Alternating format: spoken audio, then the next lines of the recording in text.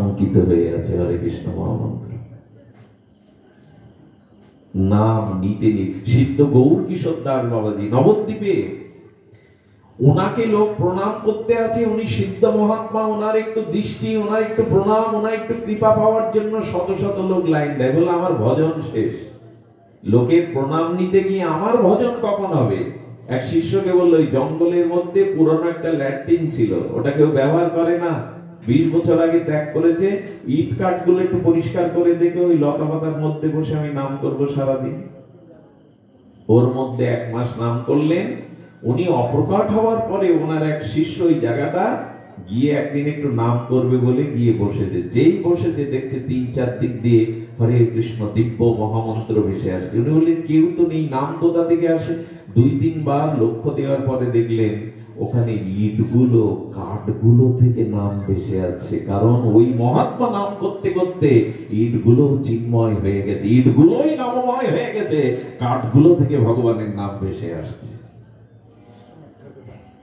এরই বলে নাম। আমাদের না হওয়ার কারণ নাম মহিমার প্রতি আমাদের বিশ্বাস এখনো। তা যদি হতো কালকে এখানে নামযজ্ঞ হতো, কালকে নামযজ্ঞ সন্ধ্যাবেলা এসে দেখবেন এখানে পরিবেশ কি ঠান্ডা। সকালবেলা দেখবেন কমিটির লোকজন বাদামের খোলা, কাগজ, পাপড়ের টুকরো পড়ে আছে। নাম শুনতে এসে পাপড় ভাজা খেতে হয়, নামের আসরে বাদাম খেতে হয়। আমাদের নামের প্রতি শ্রদ্ধা দেখুন। আবার খুব আবেগে ওই আসরে দাঁড়িয়ে বলি, যেখানে হয় হরি নাম সংকীর্তন সেখানে হয় নব বৃন্দাবন। বৃন্দাবনে চুরি ভিদি কিনতে যেতে হয়, মনোহারি মাল কিনতে যেতে হয়, বৃন্দাবনে পাপড় ভাজার খাবার জায়গা। আমরা করি তো তাই। নামের প্রতি আদৌ শ্রদ্ধা, নামের মহিমাকে, তত্ত্বকে আমরা জানতে পারলে এরকম করতাম না। এই জন্য যজ্ঞ হচ্ছে বটে, নাম প্রচার হচ্ছে বটে, কিন্তু নামের তাত্ত্বিক তত্ত্ব, নামের প্রতি শ্রদ্ধা, এটার অভাব রয়ে গেছে। আর শ্রদ্ধা না হলে, নাম তত্ত্ব না জানলে নাম ক্রিয়া করতে বিলম্ব হবে, অনেক জন্ম লেগে যেতে পারে। এই জন্য শাস্ত্রে বলছেন যে নামকে গ্রহণ করবার জন্য তোমার ভিতরে নাম তত্ত্ব, নাম মহিমা, নামের প্রতি সুদৃঢ় বিশ্বাস চাই, সুদৃঢ় বিশ্বাস। এই জন্য ভগবানের এই যে বলছেন নিয়মিত স্মরণে ন কালো, মহাপ্রভু বলছেন এই তজ্জাতীয় অনন্ত মহিমাপূর্ণ শক্তিসম্পন্ন নামের জন্য কালাকালের বিচার নেই। দেখুন, নাম সর্বাত্ম শিরোমণি, নাম মুকুটমণি, সাধনার সর্বশ্রেষ্ঠ এই কলিযুগের নাম।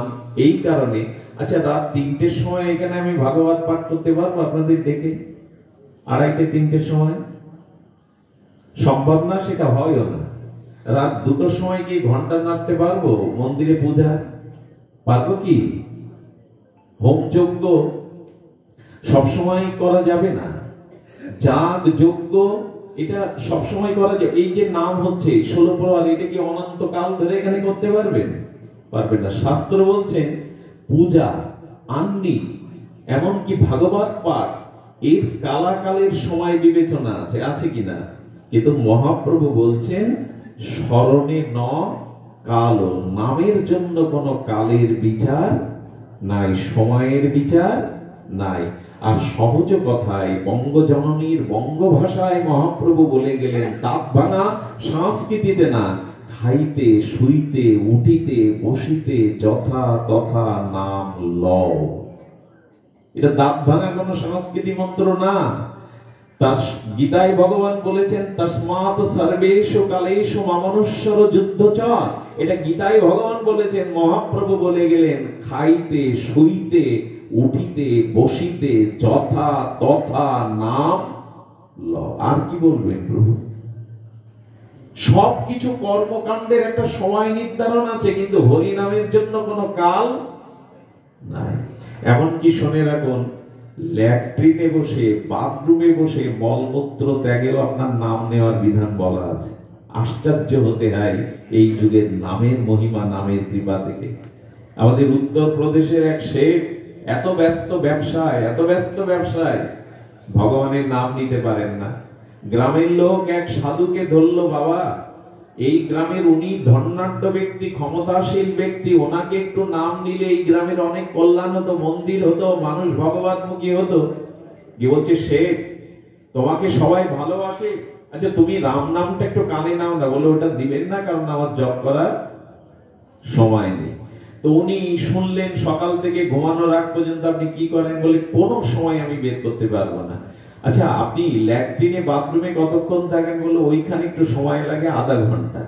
বলেন আপনি ল্যাট্রিনে বসেই কাল থেকে জয় সিয়ারাম জপ করুন। বলি হয় নাকি? কি বলছেন আপনি? বাথরুমে বসে নাম হয়? সুচি অসুরি বলেন, না আমি তোমায় বলছি এই নাম তোমায় কৃপা করবে। সিদ্ধ মহাত্মা কানে নাম দিয়ে বললেন ওই সময় করো। ও পরদিন সকালে বেশ। আর ধনী লোকদের বাথরুম গুলো আজকাল খুব উন্নত হয়েছে। দিল্লি, বোম্বে বা ঢাকা শহরে দেখবেন অনেকেই ওর মধ্যে টিভিও ফিট করে, মোবাইল ব্যবহার করারও জায়গা আছে। কত কি আছে, মানুষ কত কি করছে, আরো কত কি করবে, টাকা থাকলে তো সব হয়। তো যাই হোক, উনি বাথরুমের মধ্যে বসে জয় সিয়ারাম বলি এইখানে যদি হয় তাহলে আমার আপত্তি কি? ওই পথ দিয়ে হনুমান যাচ্ছিলেন। হনুমান বলছেন, এত মধুর করে আমার প্রভুর কে নাম করে? আর প্রভুর যে গুণকীর্তন করে, হনুমান তাকে আশীর্বাদ না করে কোথাও যায় না। হনুমান ছুটে এসে বলছে, বেটা বেরো, তুই জায়গা পালি না আর প্রভুর নাম নেওয়া? হ্যাঁ, আমি তো ওর মধ্যে যেতে পারবো না, বেরো তুই। যেই বেরিয়েছে, পিঠে মেরেছে এক লাথি হনুমান। কিন্তু হনুমান দেখলো আমার লাথি তো রাবণও সহ্য করতে পারে না, উনি স্বয়ং শঙ্করের অবতার, শিবের অবতার, এর তো কিছু হলো না। প্রভু রামচন্দ্রের চরণ সেবা করছে। হনুমানের কাজই তো 12 ঘন্টা সারাদিন প্রভু বলছে, হনুমান আজ আর অঙ্গে হাত দিও না, বড় ব্যথা সমস্ত গা। বলে কেন? বলে পিঠে বড় আঘাত লেগেছে। যেই প্রভুর বস্ত্রটা সরিয়েছে দেখছে পদচিহ্ন, পায়ের চিহ্ন। বলে প্রভু তোমার শ্রী অঙ্গে কে পদাঘাত করলো? বলে একটু আগে তো তুমিই মানলে। তার মানে বলে যে আমার নাম নেয় আমি তাকে আত্মসাৎ করে নিই। হরিদাস ঠাকুরের গায়ে যে কটা বেত্রাঘাত পড়েছিল, চৈতন্য মহাপ্রভু বহুদিন পরে নবদ্বীপে হরিদাসকে বলছে, হরিদাস আমার দিকে তাকাও তো। দেখছে প্রভুর কাঁচা সোনা গলানো তপ্ত কাঞ্চন অঙ্গে, রাধা দুটি অঙ্গে প্রতিটি বেত্রাঘাতের কালো কালো দাগ। হরিদাস বললেন, প্রভু তোমার অঙ্গে এই দাগ কিসের? হরিদাস, যেদিন তোমাকে 22 বাজে ওরা মারছিল, সেদিন তোমার প্রত্যেকটি আঘাত আমি আমার অঙ্গে নিয়েছিলাম। যে আমার নাম নেয় আমি তাকে আত্মসাৎ করে নিই, প্রহ্লাদের জীবনে এত প্রতিবন্ধকতা এলো, বাঘ এলো, অগ্নি এলো, বিষ এলো, বিষাক্ত সর্প এলো, পাগলা হাতি এলো, প্রহ্লাদের কাছে নাম ছাড়া অন্য কিছু ছিল না। এটাই প্রমাণ করছে নাম তোমাকে এই প্রতিকূল বর্তমান পৃথিবীতে রোগ, শোক, কত প্রাকৃতিক দুর্যোগ, পথে বেরোলেই বিপদ, প্রতি মুহূর্তেই দুঃসংবাদ, এই প্রতিকূল প্রহ্লাদের মতো নামই একমাত্র তোমাকে রক্ষা করতে পারে।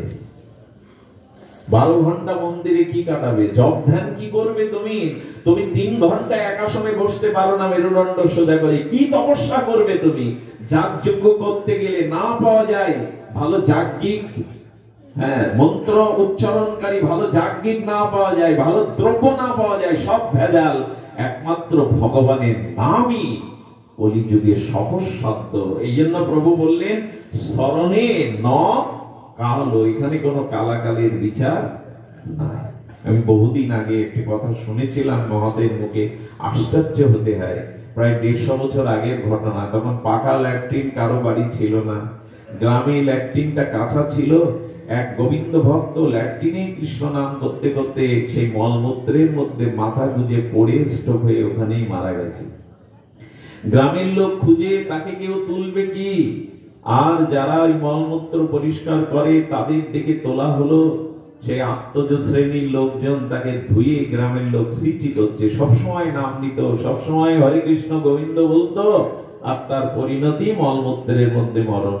তার ছোট ভাইয়ের খুব লেগেছিল, কেউ তার অন্ত্যেষ্টিক্রিয়ায় আসতে চাচ্ছিল না। পাপী কোথাকার, মলমূত্রের মধ্যে পড়লো, তাহলে নাম করলো কি সারা জীবন? ছোট ভাইয়ের বড় ব্যথা। সত্য ঘটনা শুনুন। খুব ব্যথা পেয়ে উনি চলে গেল। ভারতের হিমালয়ে যারা ত্রিকালজ্ঞ যোগী, তাদের কাছে জানতে আমার দাদার গতি কি হয়েছে। আমি না জানা পর্যন্ত ফিরবো না। শুনলে অবাক হবেন, দীর্ঘ 25 বছর উনি খুঁজে পেরেছিলেন কোন ত্রিকালজ্ঞ, কোন যোগীকে যদি পাওয়া যায়। হিমালয়ের পাদদেশে এক যোগী দেখে বলছেন, 25 বছরের সমাধান আজ আমি করব।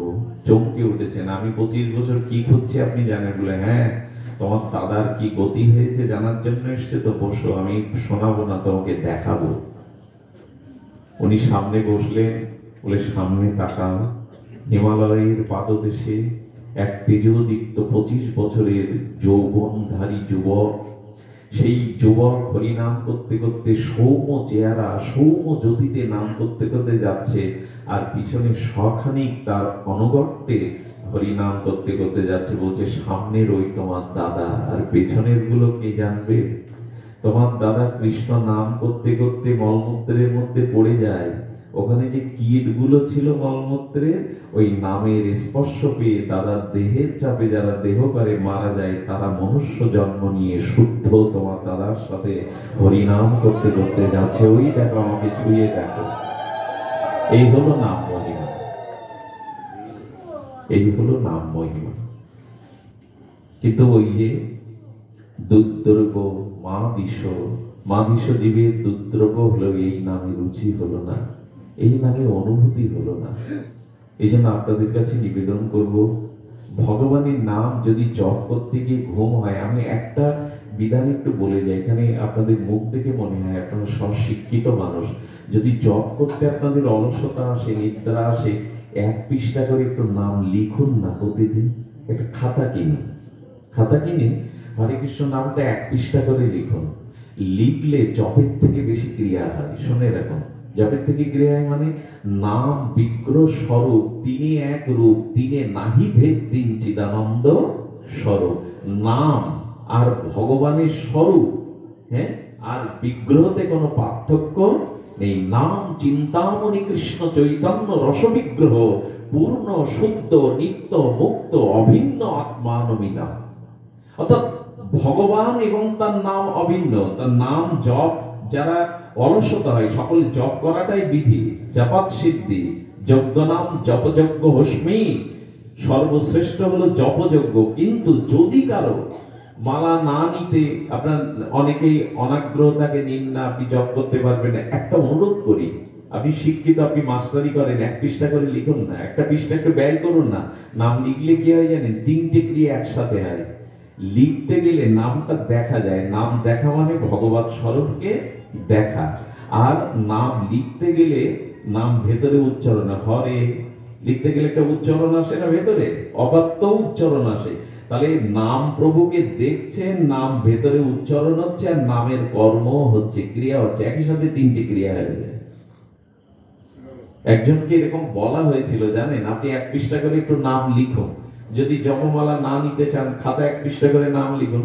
উনি লিখতে লিখতে সেদিন রাত্রে এসে লেখেন, খাটে বসে লিখতে গিয়ে দেখে পৃষ্ঠা না। কি করলেন জানেন? চারিদিকে খাতা খুঁজে না পেয়ে আলমারির মধ্যে নিজের সাদা পাঞ্জাবি ছিল, ওই খাটের উপর রেখে পুরো পাঞ্জাবিতে নাম লিখে দিলেন। এত নেশা হয়ে গেছে নাম, এত নাম তাকে টেনেছে।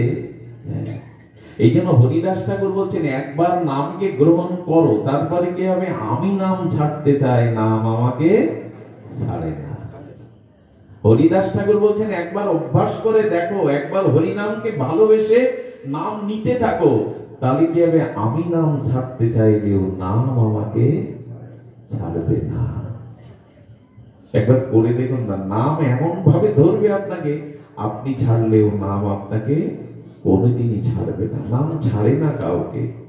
এই জন্য আমার মনে পড়ে, এখান থেকে প্রায় 20 বছর আগে আমাদের এক মহাত্মা গিয়েছিলেন আমাদের আত্মচৈতন্য সংকীর্তন সঙ্গে বুধাটায়, আমার নিজ গ্রামে জন্মভূমিতে। এই মহাত্মা ছিলেন অনেক বড় নামনিষ্ঠ মহাপুরুষ। উনি আমাকে একদিন বললেন, আমার সেই দিন থেকে নামের প্রতি একটা সুদৃঢ়তা এসেছিল, যদিও নাম নিতে পারি না, দুর্ভাগ্য। তো তিনি বলছেন, মঙ্গলজি আপনি আমার পাশে থাকবেন। আমি বলছি, বাবা অপরাধ হতে পারে, আপনার গায়ে হাত পা ছড়িয়ে দিতে পারি, আমরা তো ভদ্র নই, বললেন থাকবে। সেদিন বুঝিনি কেন উনি থাকতে বললেন। রাত তখন 2টো বাজে, আমার ঘুম ভেঙে গেল। আমি দেখলাম আমি আমাকে তো চিনি ভালোভাবে, আমি কতটা নাম নেই। হঠাৎ দেখছি আমার জিহ্বা নামে তরঙ্গ হচ্ছে, আমার চোখ দিয়ে বিগলিত অশ্রু পড়ছে, সমস্ত লোকগুলো গায়ে খাড়া দিচ্ছে। আমি বললাম এই বিল্লমঙ্গল আমি না, আমি এতটা ভজন করিনি যে রাত 2টোর সময় আমার ভিতরে নাম এরকম স্ফূর্তি হবে, প্রেম স্ফূর্তি হবে। কারণ কি জানেন? কারণ হলো আমার ডান হাতটা অসাবধানতে ওনার বুকের উপরে পড়ে গেছে। উনি নাক ডাকিয়ে ঘুমাচ্ছেন, কিন্তু ওনার প্রতিটি স্পন্দনে বিদ্যুৎকে স্পষ্ট করলে মানুষের ভিতরে যেমন বিদ্যুৎটাকে জড়িয়ে ধরে, ওনার ওই ঘুমন্ত অবস্থায় অজাপা নাম আমাকে গ্রাস করেছে, আমার ভিতরে সঞ্চারিত করছে না। আমি পরীক্ষা করবার জন্য হাতটা তুলে দিলাম, দেখি আমি আগের বিল্লমঙ্গল, জিহ্বায় নাম নেই, নয়নে অশ্রু নেই, দেহ পুলকিত হচ্ছে না।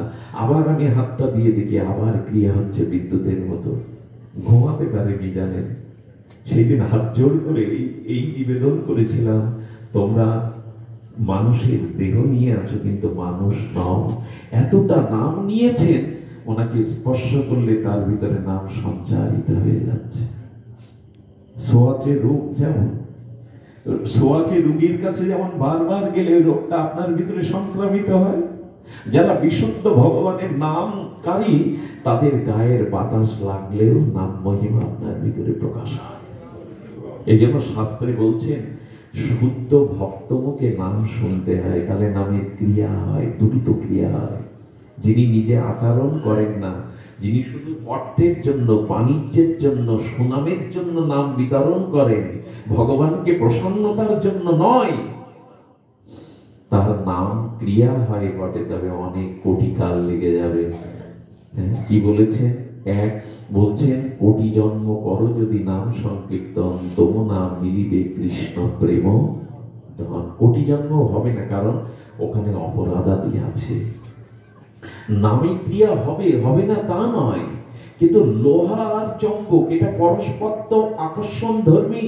লোহাকে চম্বকের সামনে টানবে, কিন্তু লোহার উপরে বা চম্বকের উপরে যদি কিছুটা কাদা মাখিয়ে রাখেন, টানবে কি? টানবে না। হৃদয়ে যতদিন, আচ্ছা আগে অপরাধ দূর হবে তারপরে নাম শুদ্ধ হবে, না আগে নাম নিতে নিতে অপরাধ শুদ্ধ হবে? কোনটা? নাম নিতে নিতে। কেউ যেন মনে করবেন না আগে শুদ্ধ হব তারপরে নাম নেবে, এটা কোনো কালেই হবে না।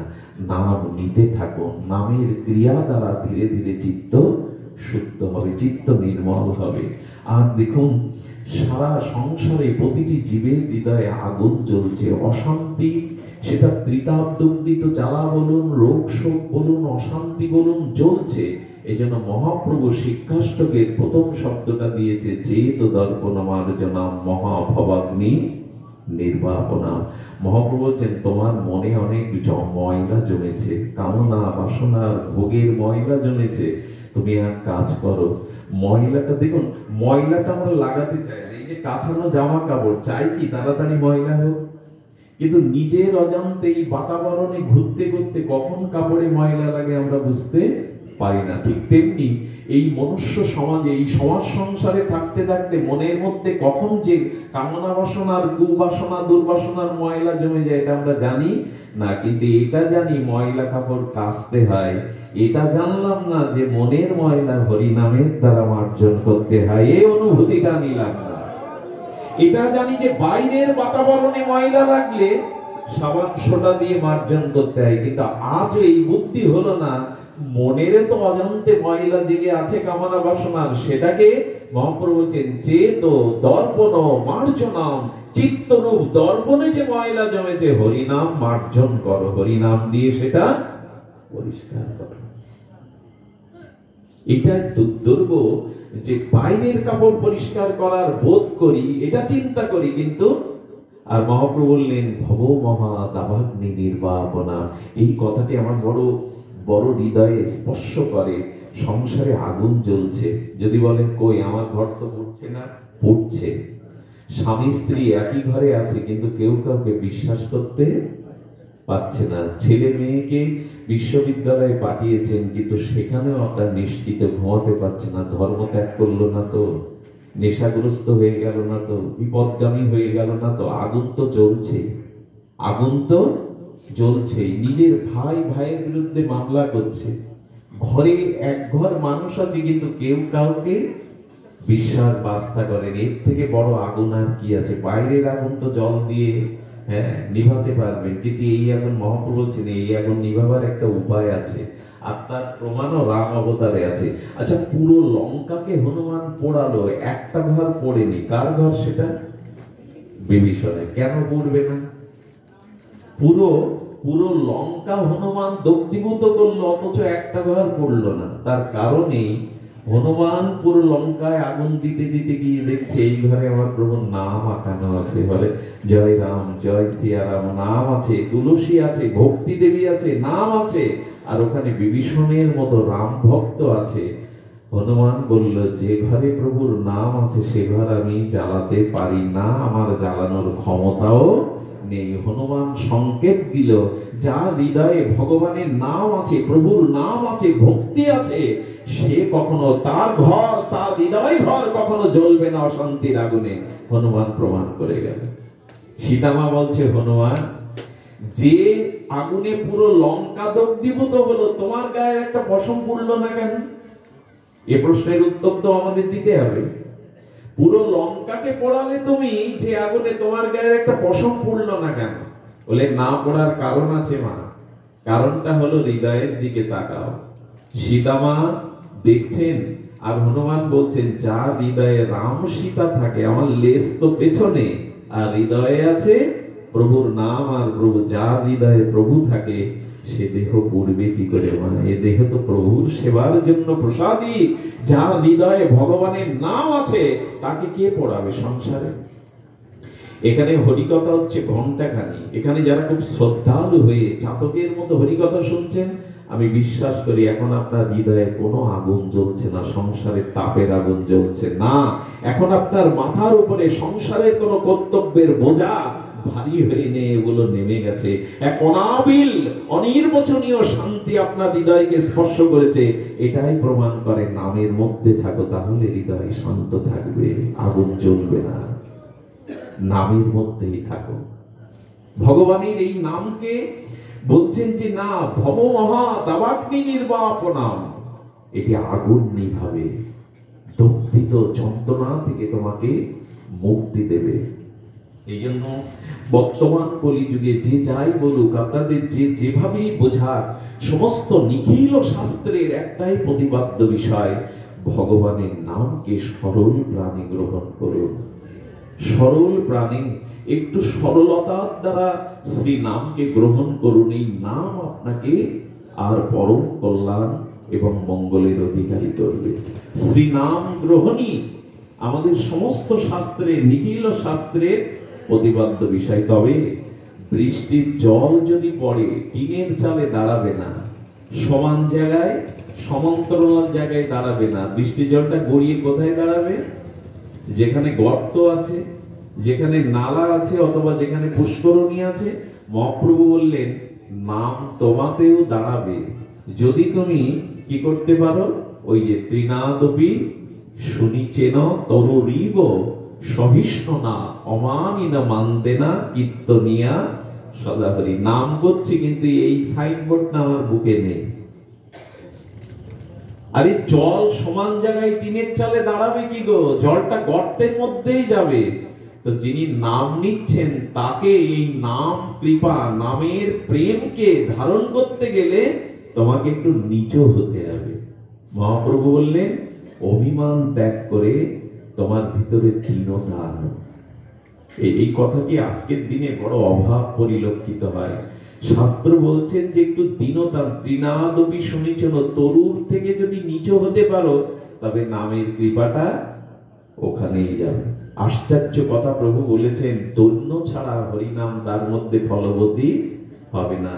দম্ভ অভিমানের জন্য হরিনাম নয়, দীনতা, দীনতা চাই। দীনতা না হলে ওখানে গিয়ে দাঁড়াবে না। আর দীনতা না হলে বৈষ্ণব অপরাধ থেকে তুমি নাম অপরাধ থেকে রক্ষাও পাবে না।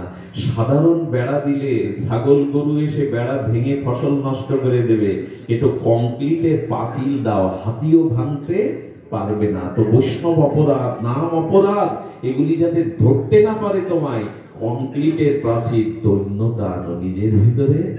দৈন্যতা, দৈন্যতা কাকে বলে? আপনারই হীন জ্ঞান, অযোগ্যতা, বুদ্ধি। এর মধ্যে যারা আছে আমি সকলের থেকে অধম, এই বোধটা মুখে না, এই বোধটা মনে যেদিন আসবে, এখানে যারা আছে পৃথিবীতে এটা সত্য, আমার থেকে অধম কেউ নেই। শ্রীরাম বৃন্দাবনে এক জজ গিয়েছিলেন, তিনি চাকরি থেকে ইস্তফা দিয়েছেন, আর রিটায়ারমেন্টে গিয়ে তিনি যখন জজ, কিন্তু জজের তো একটা অভিমান থাকবে, এত বছর চাকরি করেছে, সিদ্ধ বাবাজির কাছে গেছেন বৃন্দাবনে। বাবাজি এক চোখে দেখেই বুঝতে পেরেছেন ওনার ভিতরে এখন অভিমান খালি হয়নি। শিষ্যকে বলছে একটা চেয়ার এনে দাও তো, জজ আসছে তো, একটা চেয়ার এনে দাও। চেয়ারে দেওয়ার পরে বলছেন কি খাবে, কফি না চা? সাধুদের কাছে ওগুলো থাকে। এক শিষ্য দিয়ে কফি আনালো, উনি কফি খেতে ভালোবাসেন। শিষ্যকে গুরুদেব কানে কানে কি বলে দিল, কাপের উপরে কফি ঢালছে ঢালছে, কাপ উঠছে গিয়ে কাপড়ে চোপড়ে হয়ে যাচ্ছে, উনি তাড়া লাগিয়ে দিয়েছেন। মূর্খ কোথাকার, তুমি জানো না পাত্র ভরে গেলে ওর উপর আর দিতে নেই, এটা ছড়িয়ে কাপড় নষ্ট করছে। বলেন গুরুদেব এইটা করতে বলেছে। উনি খেপে উঠেছেন, জজ ছিলেন, আদেশ দিয়েছেন, আপনি ওনাকে এই শিক্ষা দিয়েছেন, এই আপনার শিক্ষা? বলে কেন দিয়েছি শুনবেন না? খুব নরম করে বলছেন, বলে ভরা পাত্রে কিছু নেওয়া যায় না। আপনি অভিমান নিয়ে বৃন্দাবনে এসেছেন, অভিমান নিয়ে এখানে কিছু নেওয়া যায় না, পাত্রটা খালি করে আসুন।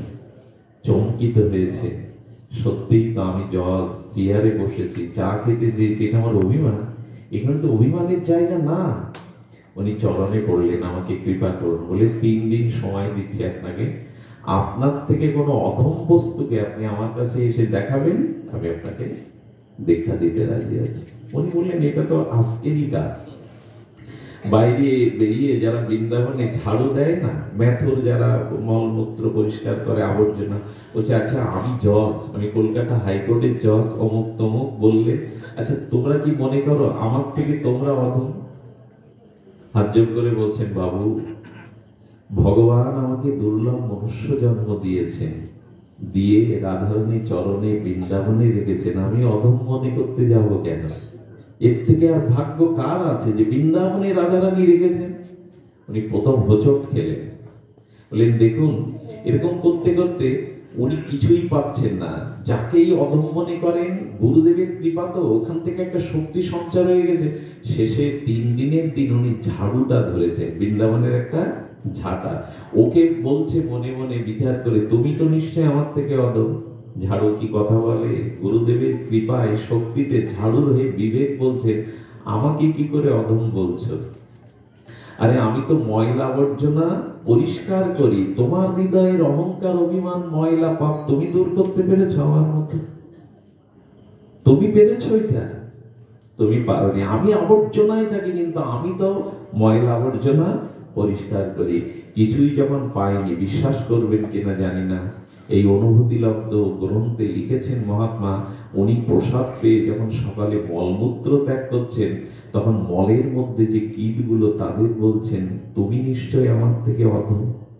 কীটগুলো কি কথা বলে? কীটের হয়ে বিবেক বলছেন, বা দুপুরে প্রসাদ পেলে পুষ্প অন্ন, ফল মিষ্টি, আমি তোমার ক্ষুধা নিবৃত্তি করে পেটে গেলাম, তোমার ক্ষুধা নিবৃত্তি করবার জন্য আমি প্রসাদ হয়ে, পুষ্পন্ন হয়ে, ছানার রসায় হয়ে, ফল মিষ্টান্ন হয়ে ভেতরে গেলাম, তোমাকে আমি ভেতরে রক্ত দিয়ে, পুষ্টি দিয়ে, আর টক্সিন এই মলমূত্র হয়ে বেরিয়ে যাচ্ছি, তুমি আমাকে এখন অধম বলছো? হ্যাঁ, তোমার প্রয়োজনে, তোমার ক্ষুধা নিবৃত্তিতে আমাকে উদারে নিলে, আমি তোমাকে নিরোগ করবার জন্য তোমার শরীর থেকে বেরিয়ে যাচ্ছি, তুমি আমাকে অধম বলছো?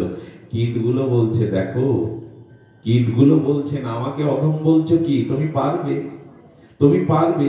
দেখুন এই যে মলমূত্রের মধ্যে যে কীট আছে না, ওগুলো মলটাকে মুখ দিয়ে কেটে কেটে মাটিতে রূপান্তরিত করে, অর্থাৎ পৃথিবীর ক্ষতি হতে দেয় না, মাটিতে রূপান্তরিত করে মল। এই জন্য কবিরাজ কৃষ্ণ গোস্বামী বলেছেন এক জায়গায়, পুরুষের কীট হইতে মুইষে লঘিষ্ঠ। কবিদাস কৃষ্ণ গোস্বামী বললেন, পুরুষ মানে মলমূত্রের কীট থেকে আমি অধম। কেন? কারণ ওরা মুখ দিয়ে মলমূত্র কেটে মাটিতে রূপান্তরিত করতে পারে। আমি তো কোনো অশুদ্ধ জিনিস এ পর্যন্ত শুদ্ধ করতে পারলাম না, নিজের দেহকে, নিজের মনকে। এই জন্য আমি অধম হতে যাব কেন? সেই দিন স্নান করে, যমুনায় স্নান করে গুরুদেবের চরণে গিয়ে হাত জোড় করে বলছেন, প্রভু পেয়েছি। আমি আমার থেকে, আপনি অধম আনতে বলেছিলেন, সর্বশ্রেষ্ঠ অধম আমি এনেছি কি? চরণে লুটিয়ে পড়ে বললেন, আমার থেকে অধম এ বিশ্ব ব্রহ্মাণ্ডে আর কেহ নাই প্রভু। আমি ভেবে দেখলাম আমার থেকে অধম আর এই জগতে। গুরুদেব বললেন, কৃপা পাওয়ার তুমি উপযুক্ত পাত্র হয়েছো, এসো আমি তোমায় দীক্ষা দেব। আমার বলবার অভিপ্রায় হলো এই, আমার ভিতরে যেন দৈন্যতা থাকে, তবে নাম প্রভু ওখানে দাঁড়াবে। দীনতা না হলে কোনো কিছুই পাবেন না। নদী না হলে কারো উন্নতি, নদী উৎসর্গে উন্নতি। যে নত হতে পারে না সে কখনো উন্নতি লাভ করতে পারে না। এই জন্য মহাপ্রভু বলে দিলেন, অপরাধ থেকে বাঁচবার, নাম কৃপার জন্য তোমাকে কি করতে হবে? নত হতে হবে। এই নত যদি হতে পারি তাহলে কি হবে? এই নত হয়ে হরিনাম নিয়ে আমি মহাপ্রভুর শিক্ষাষ্টকের একটা শ্লোক বলেই পাঠ বিশ্রাম করছি, যেহেতু আজ অধিবাস আছে, একটা সময়ের ব্যাপার আছে, নিয়মাবলী আছে, শাস্ত্র নিয়ম। সেটি হলো এইটুকু নিবেদন করব আপনাদের যে দেখুন, নাম মহিমার ছোট্ট একটা দৃষ্টান্ত কীর্তন করে আজকের পাঠ বিশ্রাম। মহাপ্রভু নাম নেওয়ার জন্য আর শিক্ষাষ্টকে একটা অভূত শ্লোক দিয়ে গেছেন প্রেমের। সেটি হলো আর কিছু নয়, ন ধনং ন জনং ন সুন্দরী কবিতাং বা জগদীশ কাময়ে মম জন্মনি জন্মনীশ্বরে অহৈতুকী ভক্তি তৈরি। ভগবান শ্রীকৃষ্ণ চৈতন্য মহাপ্রভু এই প্রেমাবতার, কারুণ্যের অবতার বলে গেলেন, জীবনে সবার আগে নাম আর প্রেমটা চাও ভগবানের কাছে। নাম আর প্রেমটা চাও। ধন চেয়েছো, সুন্দরী স্ত্রী পেয়েছো, কবিত্ব প্রতিভা পেয়েছো, সমাজে মান সম্মান অর্থ পেয়েছো, কিন্তু প্রকৃত শান্তি আজও পাওনি, প্রেম ভক্তি আজও পাওনি। তাই এগুলো জন্ম জন্মান্তরে পেয়েও যখন তোমার পরিপূর্ণতা আসেনি, তুমি এবার প্রেমটাকে চাও। আর এই প্রেম এবার নামের মধ্যেই মহাপ্রভু দিয়ে গেলেন। প্রেম এবার এই নামের মধ্যেই মহাপ্রভু দিয়ে গেলেন। নামকে নামের মধ্যেই সর্বশক্তি সমর্পিত করেছেন মহাপ্রভু। বারবার বলছেন, পরম বিজয়তে শ্রীকৃষ্ণ সংকীর্তন। এই নামের মধ্যে আমি পরম বিজয় সন্নিবিষ্ট করে গেলাম। চলুন দক্ষিণ ভারতে ব্রিটিশ আমলে হাজারখানি ব্রিটিশ সেনা আসছে, আর তাদের ভারী ভারী অস্ত্র। আর ওইখানেই যিনি আছেন, ওই দক্ষিণ প্রদেশের যে ছোট্ট রাজ্য, তিনি নামনিষ্ঠ, নামই তার জীবন। সেনাবাহিনী এসে বলছেন, রাজা, ব্রিটিশ সেনারা আসছে, সব গুড়িয়ে দেবে, আপনি প্রস্তুত হন, আমাদের আদেশ দিন। বলেন, সব অস্ত্র ফেলে দাও, দিয়ে আমার সাথে এসো। মহাপ্রভুর সামনে গিয়ে বলছেন, এখানে সবাই হাত তোলে, চোখের জলে প্রভুকে ডাকতে থাকো, হরি নাম করতে থাকো। নামই আমাদের প্রকৃত রক্ষা করতে পারে, আর কিছু রক্ষা করতে পারে না। বিশ্বাস করুন, ওনাদের পূর্বপুরুষের দুটো অকেজো কামান ছিল রাজ প্রাসাদের সামনে, আজও সেই কামান দুটো আছে। কি হয়েছে জানেন? উনি হরিনাম করছেন, আর স্বয়ং নাম প্রভু কৃষ্ণ বলরাম এসে সেই কামান দাগিয়ে ব্রিটিশ সেনাদের পরাস্ত করে পিছু হটে দিয়ে যখন জয় জয়কার হচ্ছে, তখন এসে বলছেন, ওগো, আপনার এবার নাম বিশ্রাম দিন। দেখুন কি ঘটনাই না ঘটে গেছে। বাইরে এসে দেখে সেই অকেজো কামান থেকে তখনও কামানের ধোঁয়া বেরোচ্ছে, গন্ধ বেরোচ্ছে। তিনি বলছেন, এই দেখো, নাম যে আজও রক্ষা করে তার বড় প্রমাণ এই। আজ নাম প্রভু নিজেই এসে রক্ষা করলেন। আচ্ছা, বলতে পারেন ভগবান শিব নীলকণ্ঠ কেন হলেন? উনি তো কালকূট বিষ পান করলেন। বিষটা যদি গলার থেকে ভেতরে যেত, লাঞ্চে গেলে বিষ যদি লাঞ্চে প্রবেশ করে, গলার ভেতরে চলে যায়, তখন মানুষ মারা যায়, আক্রান্ত হয়, রক্তে সেই বিষক্রিয়া হয়। আর বিষ যদি উল্টে ফেলে দেয়, তখনও মুক্ত পায়। বিষ কেন শিব ঠাকুরের ভেতরে গেল না, কেন জানেন? গেল না এই জন্য, শিব ঠাকুরের হৃদয়ে রাম নাম আছে সর্বদা। যেখানে ভগবানের নাম, ওখানে বিষ প্রবেশ করতে পারে না। কণ্ঠে নাম বিষটাকে থামিয়ে দিয়েছে। ভগবান শঙ্কর বললেন এইখানে বিষ ভেতরে যেতে পারেনি, কারণ আমার হৃদয়ে প্রভুর নাম রাম আছে। নামই বিষকে, প্রহ্লাদের বিষকে, মীরাবাইয়ের বিষকে অমৃত করে দেয় এই নাম। কিন্তু কই বিশ্বাস তো এই নামে, নামে আস্থা, নামে বিশ্বাস। কারণ জীবনে অনেক কিছু চেয়েছি, কিন্তু ভগবানের নাম, এই নামকে গ্রহণের আমাদের উপযুক্ত। সেই যে লীলাটি বারবার বলতে মনে স্বাদ হয়, যে লীলা আমি কতবার যে শুধিয়েছি, কতবার যে আস্বাদন করেছি, এমনি জানেন।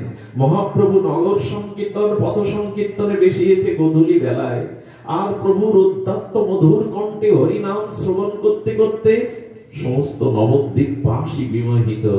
আর যাদব আচার্য তার স্ত্রী বসে গৌর কথা বলছে। যাদব আচার্যের স্ত্রী ধারালো বডিতে সবজি আমানি করছেন, সবজি আমানি করছেন ঠাকুরের ভোগ দেবে বলে। কিন্তু 6 মাসের শিশুটি মার কোলে ছিল। যেই মহাপ্রভু কীর্তন করতে করতে যাচ্ছেন, মধুর কণ্ঠধ্বনিতে যখন কর্ণে প্রভুর সুধামাতা প্রেমময় নাম প্রবেশ করেছে, নাম প্রবেশ করলে ওই মাটা হাতের থেকে সবজি পড়ে গেছে, ভেতরে নাম প্রবেশ করায় আর এই জগতে উনি নাই। ওনার দেহাবেশার নাই, ওনার দেহে কোনো সাড়া নাই। আর যাদবাচার্য মহাপ্রভুর সংকীর্তনে যোগ দিলেন, কীর্তন করতে করতে যোগ দিলেন। এই মা দেহাবেশ ভুলে গেছে, সেই নামের চেতনায়, চিন্ময়তায়, নামের প্রেমে আবেশে দেহ ভাবনায়। কিন্তু অভ্যাসবশত উনি সবজিগুলো বটিতে কাটছেন। মায়েরা না দেখেও কাটতে পারে, দীর্ঘদিনের অভ্যাসবশত কাটতে কাটতে কি করেছে জানে? ছেলেটা মার কোলে এসে উঠেছে। ছেলেটা যে কাঁদছে, এই জগতে তো আর নাই, নাম শ্রবণ করে এ জগতে আর নাই, দেহাবেশ নাই। ছেলেটা দুধ খাবে বলে, মার কোলে উঠবে বলে কাঁদছে, কিন্তু ক্রন্দন মার এই জগতে তো নাই। অবাস করে ডাক্তার কাটলে কি বোঝা যায়? ওই জায়গায় ডাক্তার অপারেশনের সময় অবাস করে কাটলে কি বোঝা যায় যে কাটছে? এ পৃথিবীর এ দেহাবেশে মার নাই। ছেলেটা কোলে উঠে কাঁদছে, মার সারা নেই। কি করলো জানেন? অভ্যাসগত শিশুটাকে ধারালো বডিতে সেট করে কুটে ফেলল। আচ্ছা, বাচ্চাটাকে যখন কাটছে বডিতে, মৃত্যুর যন্ত্রণায়, মর্মোদ্ভূত যন্ত্রণায় নিশ্চয়ই ছেলেটা কেঁদেছিল, চিৎকার করেছিল। ওটা কানে যায়নি, মার কানে সন্তানের চিৎকার যায়নি। বলে এ জগতে থাকলে তো কানে যাবে, এ জগতে আর না। ছেলেটাকে কেটে হাড়িতে দিয়ে অভ্যাসবশত জাল দিতে শুরু করেছে। আচ্ছা, মরা পোড়ানোর একটা গন্ধ আসে না? যাকে পোড়ানো হয়, গন্ধটা এলো না? বলছি তো এই জগতে আর সে না। এক নামে এমন আবেশ এসে গেছে, নিজের দেহাবেশও ভুলে গেছে। কীর্তন সমাপনান্তে যাদবাচার্য ঘরে এসে দেখছে তার শিশুটির অঙ্গ প্রত্যঙ্গ ছড়িয়ে আছে চারিদিকে, আর হাড়িতে স্ত্রী জাল দিচ্ছে। স্ত্রীকে দেখেই বুঝলো ও আর এ জগতে নাই। ধাক্কা দিয়ে ফেলে দিয়ে বলছে, পাশানি, ডাইনি, ছেলেকে খাবে বলে রান্না চড়িয়েছ তুমি, ছেলেকে খাবে, রাক্ষসী পাশানি। যেই ঠেলে ফেলে দিয়েছে, বাহ্যিক সম্বিত ফিরে এসে বলছেন, আমার খোকা কই? আমার খোকা তো কোলে ছিল, খোকা কই? বলে খোকাকে কেটে আর তুমি খাবে বলে পাশানি, ডাইনি জাল দিচ্ছ। হাড়িটা নামিয়ে কাঁদছে আর বলছে, আমি কাটিনি। কোন মা তার সন্তানকে এভাবে কেটে আর রন্ধন করতে পারে না। আমি বিচার চাই। স্বামী যাদবাচার্য বলছেন, কার বিচার চাই? বলে, যেই নাম করেছে, যার নাম শুনে আমার এমন হয়েছে, আমি পুত্র আর হয়েছে, আমি তার কাছে বিচার চাই। সে কেন এমন নাম করে, যে নাম কানে আসলে মা তার সন্তানকেও কেটে ফেলে, বাহ্যিক সাড়া থাকে না। আমি চাই, বিচার চাই। যাদবাচার্য বিচার চাইতে মহাপ্রভুর কাছে যাচ্ছেন হাড়িটা মাথায় নিয়ে। এটা বেশি দিন আগের ঘটনা না, মাত্র 550 বছর আগে নবদ্বীপে ঘটে যাওয়া ঘটনা। আর প্রভু নিত্যানন্দ সাঙ্গপাঙ্গ নিয়ে কীর্তন করতে করতে আসছেন অবধূত নিত্যানন্দ। হাড়িটা যাদবাচার্য নামিয়ে বলছেন, ঠাকুর নাম বন্ধ করো। নিত্যানন্দ প্রভুকে নাম বন্ধ করো, নামে জীবন দেয় না, নামে জীবন কেড়ে নেয়, এই তার প্রমাণ। নাম জীবন দেয় না, নাম কেড়ে নেয়। নিত্যানন্দ প্রভু প্রথমে বুঝতে পারছে না, হঠাৎ দেখে ওখানে একটা চলন্ত পড়া শিশু। কি হয়েছে বলো? পূর্ব বৃত্তান্ত বলাতে নিত্যানন্দ প্রভু সে কি মা, তুই নাম শুনে ছেলে কেটে ফেলেছিস, জাল দিচ্ছিস, বুঝতে পারিসনি? দে তো, দে। হাড়িটা মাঝখানে রেখে চারিদিকে ভক্তবৃন্দকে নিয়ে মহাপ্রভু কীর্তন শুরু করলেন।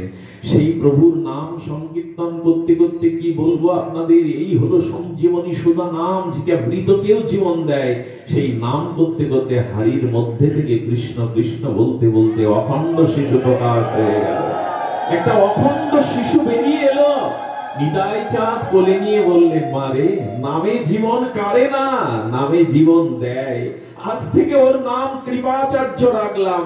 অদূর ভবিষ্যতে গৌর নাম প্রেমী একজন গৌর পার্ষদ হবে, গৌর ভক্ত হবে। আজ থেকে নামের কৃপায় পেয়েছিস, তাই ওর নাম কৃপাচার্য। এই হলো হরিনাম। আসুন জীবনের বাকি সময়টুকু নামের মধ্যেই থাকি, চলতে ফিরতে নাম অভ্যাসটা করুন নিঃশ্বাস প্রশ্বাসে।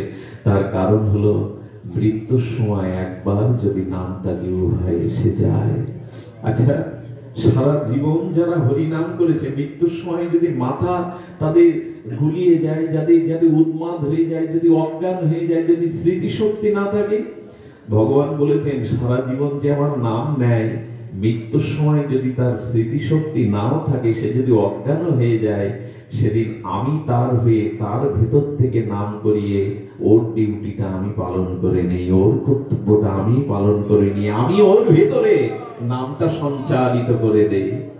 এই জন্য বায়ু গন্ধ বিনা, গন্ধ কুসুম বিনা, কুসুম ভ্রমর বিনা, ভ্রমর রাগ বিনা, রাগ ভাব বিনা, ভাব প্রেম বিনা, প্রেম হরি বিনা, আর মনুষ্য জন্ম বিফল হরির নাম বিনা। যেন নাম ছাড়া আমাদের জীবন বিফলতা না করি। আগামীকাল নাম যজ্ঞ, এই যজ্ঞ যাতে স্বয়ং সম্পূর্ণ হয়, ফলবতী হয়, এই যজ্ঞ যাতে সফল হয়, আপনারা সকলেই সে প্রার্থনা করবেন। আপনাদের সকলের চরণে বিনম্র সশ্রদ্ধ দণ্ডবাদ জানিয়ে আজ নাম মহিমার সিন্ধু থেকে বিন্দু আস্বাদন পূর্বক এখানেই নাম বিশ্রাম রাখছি। জয় হোক আজকের ভাগবতের, জয় হোক সমাগত ভক্তবৃন্দের, জয় হোক হরিবাসরের, জয় হোক আজকের এই শুভ মাঙ্গলিক অধিবাসের। জয় শ্রী গুরু প্রেমানন্দে হরিবল। শুধু ভক্তগণ, আমাদের ধনঞ্জয় কৃষ্ণ দাস রাধাকুণ্ডের কিছু গ্রন্থ এনেছেন। এটা বাণিজ্যের জন্য না, এর অর্থটা সৎ কাজে, ভগবানের কাজে ব্যয় করা হয়। আপনারা ওর কাছ থেকে এই গ্রন্থ সংগ্রহ করতে পারেন। দুষ্প্রাপ্য রাধাকুণ্ডের কিছু গ্রন্থ আছে, এটা সংগ্রহ করতে পারেন। জয় রাধে, জয় নিতাই গৌর হরি বল।